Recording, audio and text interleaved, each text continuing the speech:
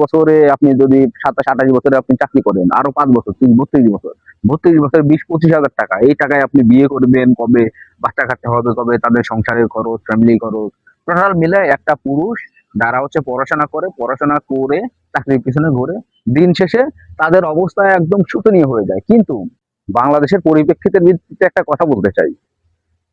এরকম কথাটা আপনার বাংলাদেশে যারা স্টুডেন্ট আছে তারা সবসময় চেষ্টা করে যে পড়াশোনা শিখে একটা ভালো চাকরি করব, কিন্তু কখনো বাংলাদেশের মানুষ কখনো চিন্তা ভাবনা করে না, চেষ্টা করে না যে আমি আসলে পড়াশোনা করব। পড়াশোনা হচ্ছে নিজেদের মধ্যে জ্ঞান জ্ঞান অর্জন, যে যত বেশি পড়াশোনা করবে তার মধ্যে অর্জিত জ্ঞানটা তত বেশি হবে।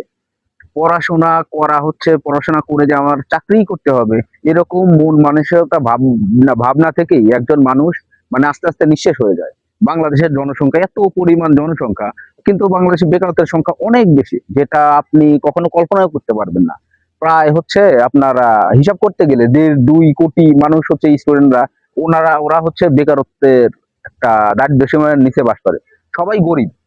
আপনার সবার চিন্তা ভাবনা যেমন হচ্ছে আমি পড়াশোনা করে একটা ভালো জব করব, এই জবের পিছনে তারা হচ্ছে 30-35 বছর তারা নষ্ট করে। 30-35 বছর নষ্ট করার পরে তারা যখন জব সেক্টরে ঢোকে, একটা মানুষের বয়স যদি 30-35 হয়, তারপরে সে জব করবে, তার ওপেনিং স্যালারি ধরেন একটা হিসাব করেন। বাংলাদেশে যারা অনার্স পড়ুয়া স্টুডেন্ট অথবা আপনার হচ্ছে এমএ পাস করে, দেন তারপরে ইন্টার পাস করে, অনার্স পাস করে, তারা পড়াশোনা করে যখন ওপেনিং স্টার্টিং যে স্যালারি পায়, স্যালারি কত? 12,000, 15,000, 16,000।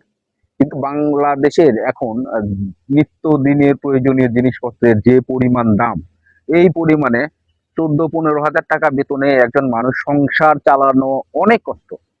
যেটা আপনি যখন একটা সংসারের বোঝা যখন মাথায় আসবে, তখন আপনি বুঝবেন যে সংসার একটা পরিচালনা করার কত কষ্ট। আর 10-15 হাজার টাকায় আপনি যদি ঢাকার মধ্যে অথবা হচ্ছে বাড়ির বাইরে বাসা ভাড়া দিয়ে থাকেন, সেই বাসা ভাড়া দেওয়া অবস্থায় আপনি যদি এই 10-15 হাজার টাকা বেতন দিয়ে আপনি যদি চাকরি করেন, তাইলে এই টাকার মধ্যে আপনি নিজের যে হাত খরচ আছে, একটা হাত খরচের খরচ, দেন তারপরে হচ্ছে বাসা ভাড়া, তারপরে খাওয়া, মানে সবকিছু মিলিয়ে একজন ঢাকা শহরে চলতে গেলে মিনিমাম 8 থেকে 10 হাজার টাকা, মানে সর্বনিম্ন বলছি। মানে রুম শেয়ার করে এরকম হচ্ছে 10 হাজার টাকার মধ্যে চলাটা অনেক টাফ ব্যাপার। আর এই 5 হাজার টাকা আপনার যাতায়াত ভাড়া আছে, আপনার কাপড় চোপড়, চিকিৎসা খরচ আছে।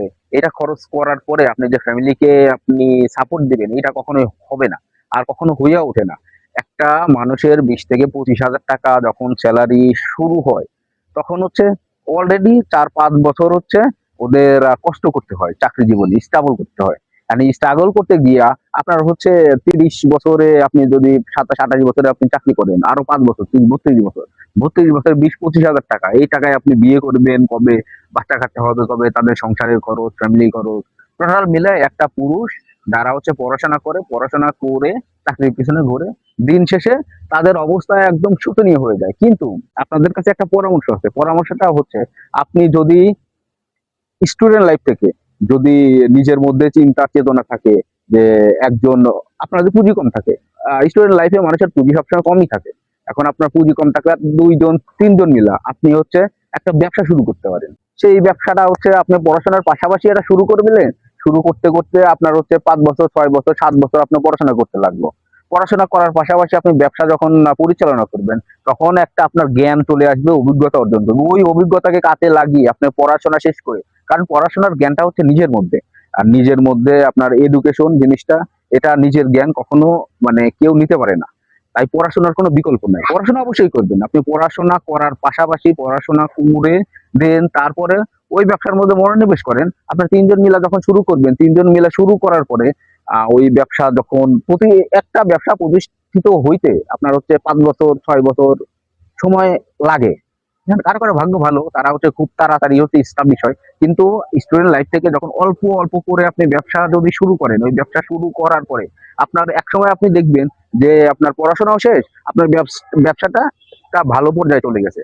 আপনি সেই অবস্থা থেকে নতুন করে আবার শুরু করেন, আপনি ওইখানে আরেকটু পুঁজি লাগিয়ে ব্যবসাটা আরেকটু বড় করেন। বড় করার পরে তখন হচ্ছে আপনি দেখবেন যে আপনি যখন মানে পড়াশোনা শুরুর দিক থেকে হোক অথবা এসএসসির পরে আপনি যখন চিন্তা ভাবনা করছেন যে পড়াশোনা শেষ করে আমি একটা চাকরি করব, তখন ওই চাকরি করা বাদ দিয়ে আপনি যদি ওই উদ্যোগটা পড়াশোনা শেষ হওয়ার পরে ওই উদ্যোক্তা হিসাবে ভালোভাবে স্টাবলিশ করতে পারে, তখন আপনি আপনার আন্ডারে আরো 2-1 জন লোক আপনি নিয়ে আপনার ব্যবসাটা আরো বড় করতে পারবেন। তাই সবসময় বাইরের দেশের একটা হিসাব করেন, চায়না, তারপরে জাপান, যত ধরনের উন্নত রাষ্ট্র আছে, তারা সবাই চাকরির পিছনে না ছুটে নিজেরা ছোটবেলা থেকেই মানে উদ্যোক্তা হওয়ার চেষ্টা করে, উদ্যোক্তা হয়। আর কারিগরি শিক্ষার কোনো বিকল্প নেই। প্রতিটা দেশে কারিগরি শিক্ষার উপরে মানে সব কোর্স আছে, কিন্তু বাংলাদেশে আপনি দেখেন, বাংলাদেশে কারিগরি শিক্ষার উপরে কখনো কোনো সরকার আপনি একটা ইনভেস্ট করছে। একটা দেশের মূল আমাদের যত পরিমাণ হচ্ছে শিক্ষিত লোক আছে, তত পরিমাণ কিন্তু কর্মসংস্থান নেই। একটা সরকার যদি ইচ্ছা করে, এটা হচ্ছে অনেক দূরদর্শিতার সিদ্ধান্ত। যেমন হচ্ছে আপনার একটা কারিগরি শিক্ষা অথবা উদ্যোক্তা হওয়ার পিছে মানুষকে যখন হচ্ছে আপনি বলবেন, তখন এটা প্ল্যান থাকবে 8 থেকে 10 বছর আগ থেকে। আমাদের দেশে যেহেতু জনসংখ্যা অনেক বেশি, সেই জনসংখ্যাকে জনশক্তিতে রূপান্তর করার জন্য একটা সরকারের দীর্ঘতম পরিকল্পনা থাকা দরকার। কিন্তু বাংলাদেশের পরিপ্রেক্ষিতে কোনো সরকারের আমি দেখি নাই এ পর্যন্ত যে তাদের হচ্ছে এই জনশক্তিতে পরিণত করার জন্য তাদের কোনো প্ল্যান প্রোগ্রাম আছে।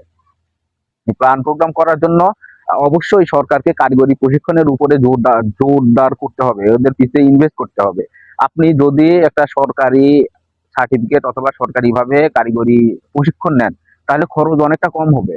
সরকারের উচিত এইসব মানে লোকদেরকে, এইসব শিক্ষিত লোকদেরকে অথবা ছোটবেলা থেকেই লোকদেরকে কারিগরি শিক্ষার উপরে যদি জোর দেন, দেন তারপরে দেখবেন 5-10 বছর পরে ওরাই হচ্ছে আপনার জনশক্তিতে পরিণত হইবে।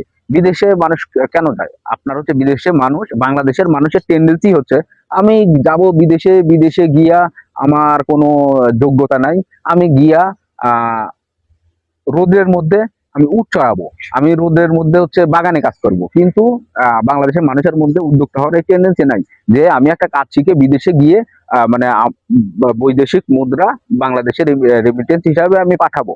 এই ধরনের মন মানসিকতা বাংলাদেশের মানুষের কখনো ছিল না, আর আদৌ হবে কিনা এটা অনেক সন্দেহ। আমাদের সরকারের উচিত অবশ্যই এই কারিগরি প্রশিক্ষণের উপর জোর দেওয়া, যেন হচ্ছে বাংলাদেশের এই জনসংখ্যাকে জনশক্তিতে রূপান্তরিত করা সম্ভব। ধন্যবাদ সবাইকে। আর ভিডিওটি ভালো লাগলে অবশ্যই আমাদের পেজটাকে লাইক, কমেন্ট এবং শেয়ার করতে ভুলবেন না। আর যদি কোনো মতামত থাকে তাহলে অবশ্যই জানাতে পারেন। আসসালামু আলাইকুম।